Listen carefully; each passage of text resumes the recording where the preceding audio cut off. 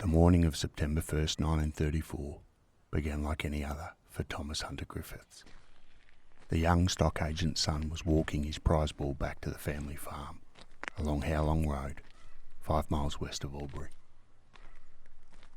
The fence ran to his right, the dusty road to his left, and the autumn air carried the familiar sense of the Australian countryside. Eucalyptus, dry grass, the earthy smell of the bull plodding beside him. But then he caught something else. Sharp, chemical, unmistakable. It was kerosene. Griffiths hitched his bull to the fence and stepped toward a concrete stormwater culvert where Splitters Creek passed under the road.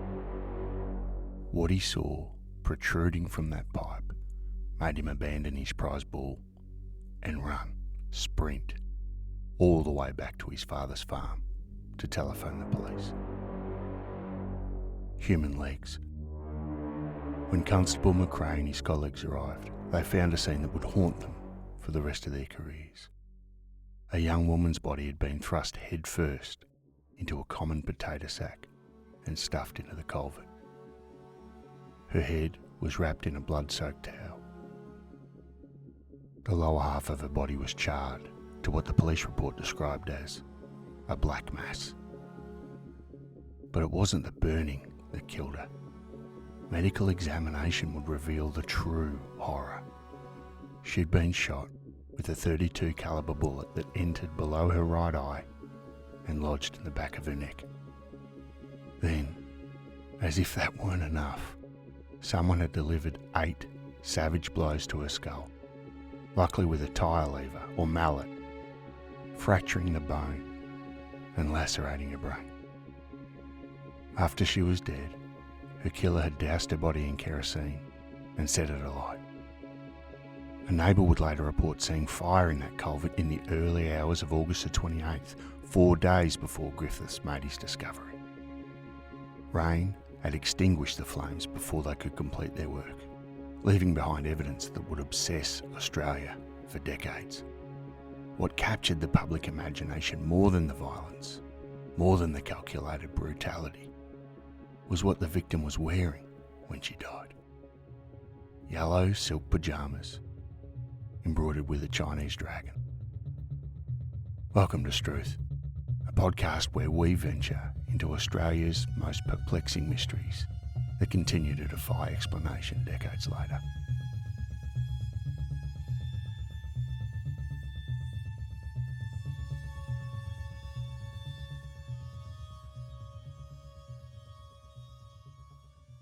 I'm your storyteller, Mark, and today we're beginning a 2-part investigation into the Pyjama Girl murder, a case that stands as Australia's most infamous Depression-era crime. What appeared to be a solved case in 1944 has unravelled under modern scrutiny, revealing possible police corruption, fabricated evidence, and a victim whose true identity may never be known. This is a story of a woman found in yellow silk amid crushing poverty, of a body displayed like a carnival attraction for a decade, and of a justice system that may have chosen a convenient lie over an uncomfortable truth. Part 1 tells the story of the crime, the investigation, and the grotesque spectacle that followed. Part 2, which will be out in a couple of days, examines a suspicious confession that supposedly solved everything, and why modern researchers believe the Pyjama Girl's true name died with her. To understand exactly why the Pyjama Girl's clothing shocked the nation, you need to understand Australia in 1934. The Great Depression was tightening its grip. 32% of the workforce was unemployed. Families survived on SUSO, sustenance vouchers that bought basic food and nothing more. Men queued for hours for a day's labour that might never come. Women patched clothes until they couldn't be patched anymore. And in this world of crushing poverty, silk pyjamas with Chinese embroidery weren't just unusual, They were impossible. They were the sort of thing worn by young flappers in the pictures, by women who lived in King's Cross or St Kilda, by those who'd embraced what moral guardians called the modern lifestyle. The original inquest documents describe the garments precisely. White with a canary-coloured top, and the dragon design is in white silk on crepe. This wasn't sleepwear you bought at a department store. This was imported, exotic, expensive. And immediately, the victim became a symbol, not of tragedy but of warning. The newspapers didn't need to say it explicitly. The message was clear in every photograph, every description. This is what happens to young women who go astray. But there was more evidence at that culvert than just the pyjamas. The blood-soaked towel bore the initials RCO or RMO and was identified as Japanese in origin, likely imported to Sydney or Melbourne in 1933. No laundry association could trace those initials to any customer. The Hessian potato sack, when examined under infrared light, revealed partial letters DALM and ORE. Police believed this referenced the Dalmore farming district in Gippsland, Victoria, over 250 kilometres from where the body was found. The location itself also told a story. The culvert sat directly on the New South Wales-Victoria border. The body had been positioned so carefully that it would not have been visible to anyone driving past, despite 5 houses within sight of the road. The corpse had been carried some distance in a motor vehicle, perhaps 50 to 70 miles. This wasn't a crime of passion committed in the heat of the moment. This was calculated. Someone had shot her, beaten her, burned her, and transported her body to a location specifically chosen to complicate the investigation. A killer from Melbourne could dump a body in New South Wales, hoping jurisdiction would confuse the trail. It almost worked.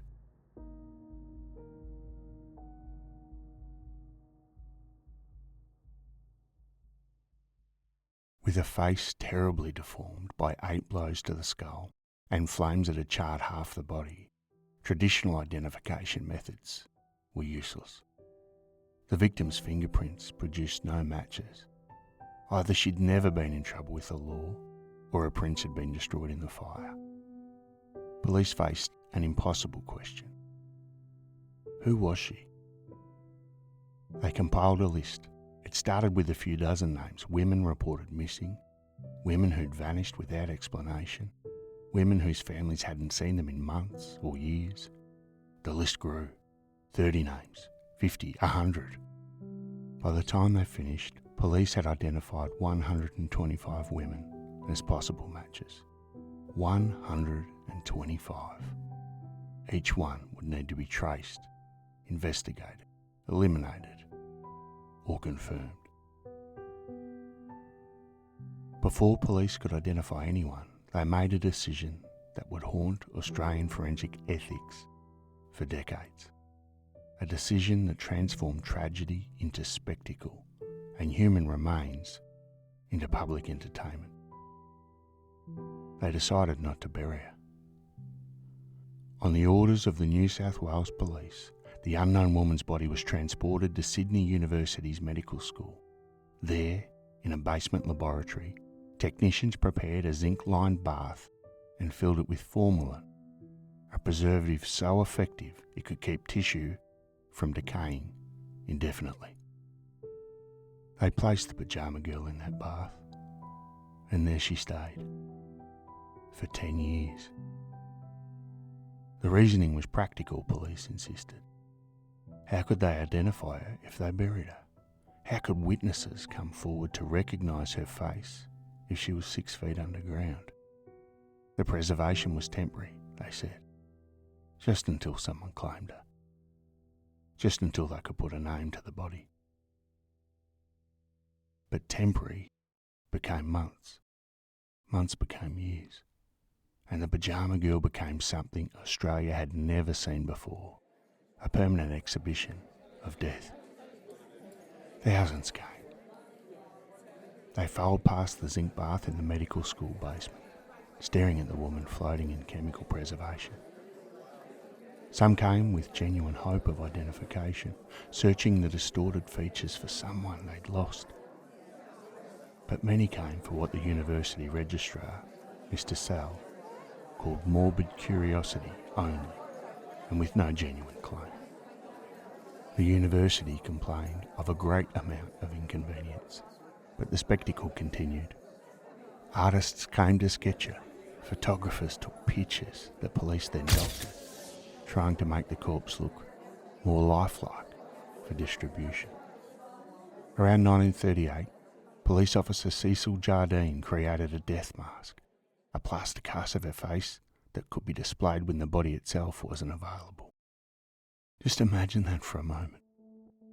A woman murdered with extraordinary violence, reduced to an attraction, a curiosity, something people viewed on a Sunday afternoon, the way you might visit a museum, something straight out of a P.T. Barnum show. And through it all, the pyjama girl floated in a bath of formalin, waiting for someone to speak her name. By 1939, the case had become a national obsession. The government offered a reward of £1,000, an enormous sum during the Depression, enough to change a working family's life. Surely someone would come forward. Surely someone knew who she was. But 1939 brought something else entirely. Something that would cement the pyjama girl's place in Australian culture.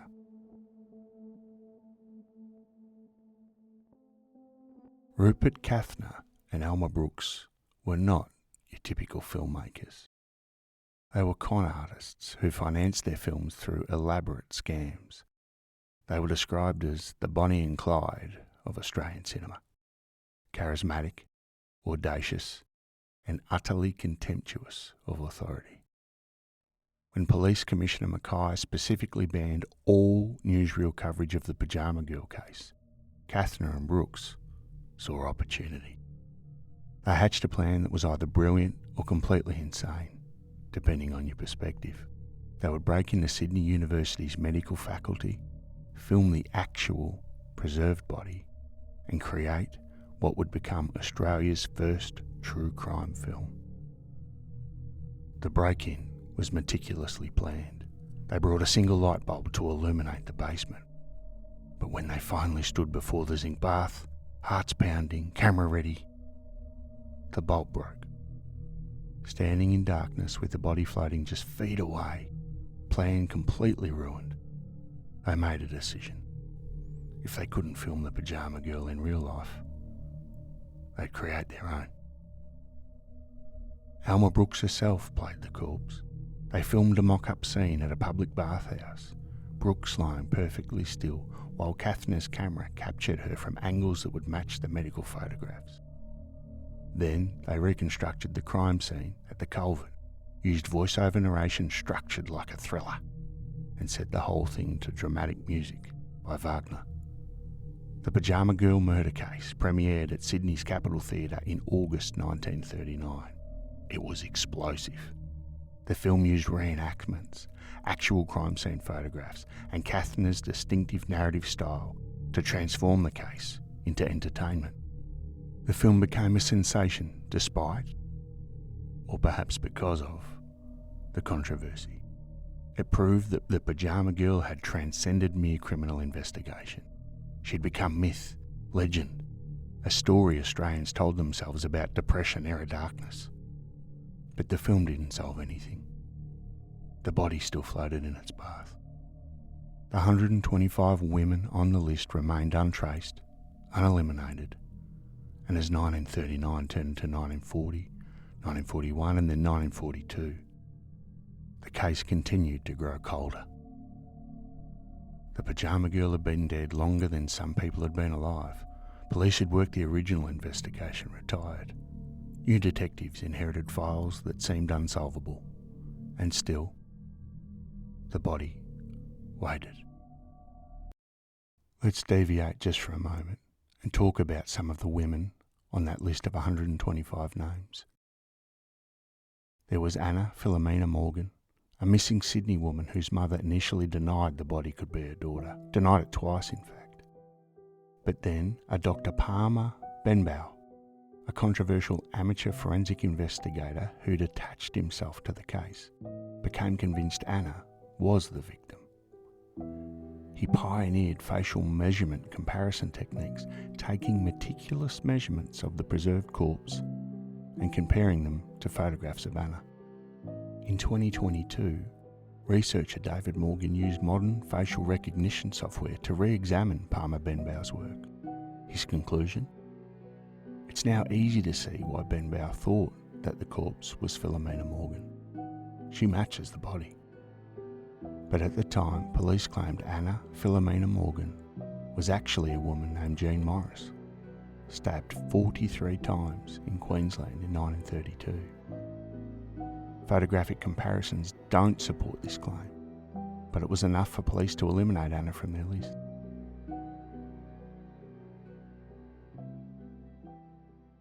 Near the top of that alphabetical list was Linda Agostini. Born Florence Linda Platt on September 12, 1905 in Forest Hill, southeast London. As a teenager, she'd worked at a confectionery store in Surrey, selling sweets and tobacco. In 1926, after what was rumoured to be a broken romance, 19-year-old Linda emigrated to New Zealand and then moved to Australia in 1927. She settled in the infamous King's Cross, Sydney's bohemian heartland. The Cross in the late 1920s was Australia's answer to Montmartre or Weimar, Berlin. Cafes stayed open past 11 p.m, nightclubs flourished, and razor gangs controlled the sly grog trade. Crime figures Tilly Devine and Kate Lee ran rival empires. Writers mixed with artists in an atmosphere the Sydney Morning Herald described as gay and slightly sinister. Linda worked as a cinema usherette at a Hoyt's Picture Theatre. She trained as a hairdresser. She reportedly worked on cruise ships. She was only 5 feet tall, but described as attractive, very independent, particularly for the time.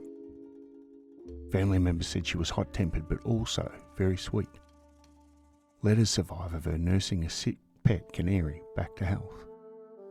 In 1928, she met Antonio Agostini, an Italian immigrant working at Romano's restaurant on York Street.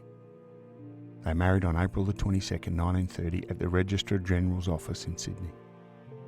By 1933, Tony had moved them to Swanston Street, Carlton, Melbourne, reportedly to remove Linda from the influence of her Sydney friends, though what those influences were, no one would specify.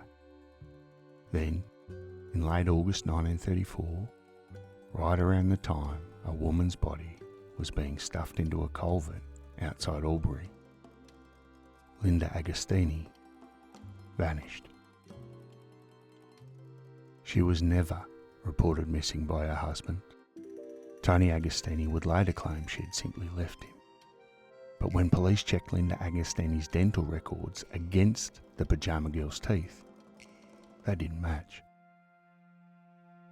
Linda had 8 fillings in specific locations. The body, lying in the bath, had only 6, and in different places. So Linda Agostini, as many before and many after her, was eliminated from the list.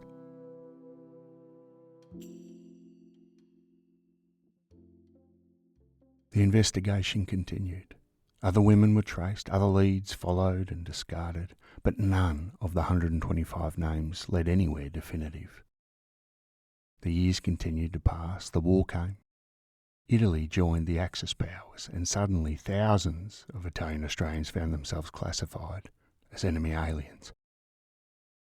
Antonio Tony Agostini, who'd been writing an Italian-language newspaper with fascist sympathies, was among the first arrested.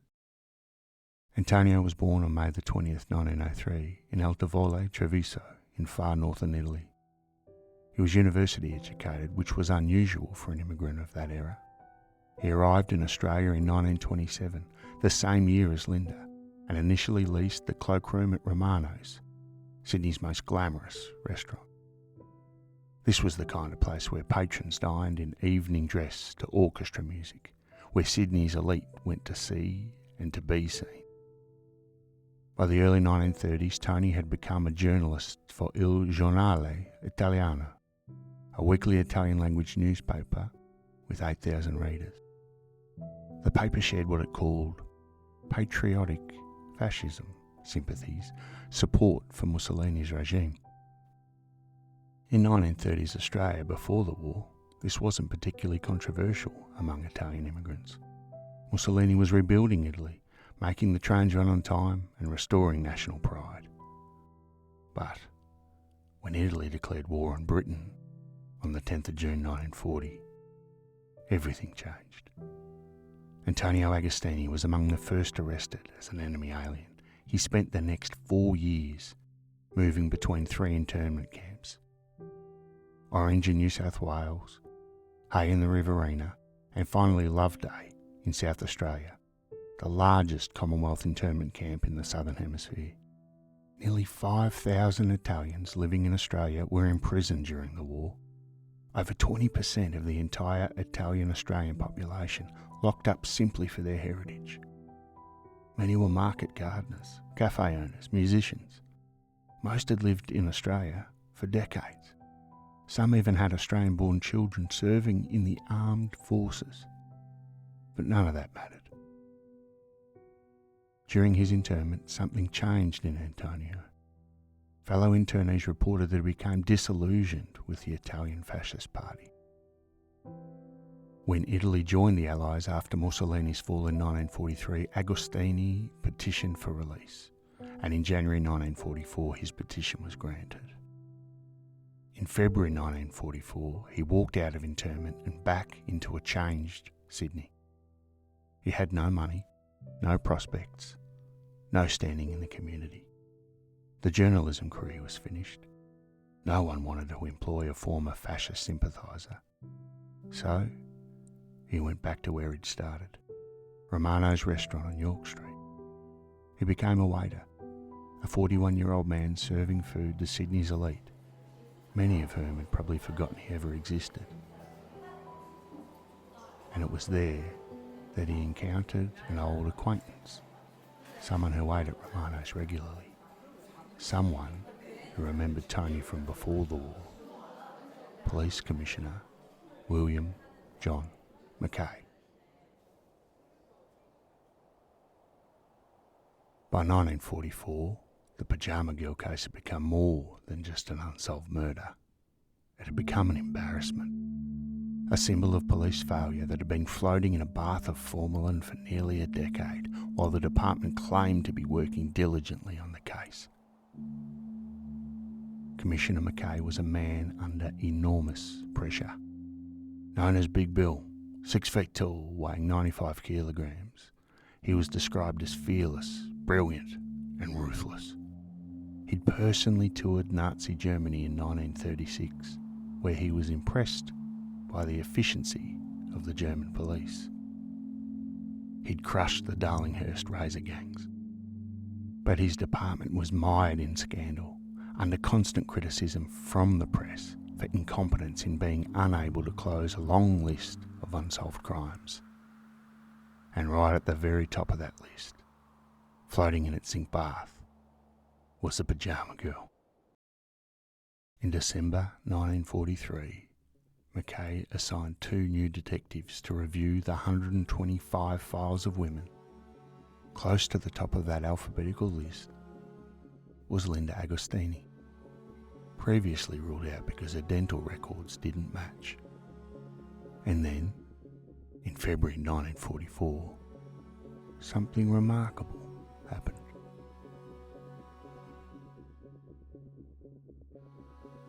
Next time on Struth, the trial that wasn't quite a trial, the verdict that didn't quite make sense, and the modern researchers who believe Australia convicted the wrong man, or rather, convicted the right man for killing his wife, but identified the wrong woman as the victim. The Pyjama Girl still has plenty of secrets to tell, And in 2004, a criminologist would publish evidence suggesting the official solution was nothing more than police corruption and a miscarriage of justice. Join us next time for part 2 of the confession. To make sure you don't miss out, please like and subscribe to the show wherever you listen to your podcasts. Don't forget to give us a rating while you're there. And until then, remember, sometimes the most convincing evidence is the evidence that conveniently appears after 10 years in a bath of formalin. I'll catch you next time. Thanks for listening.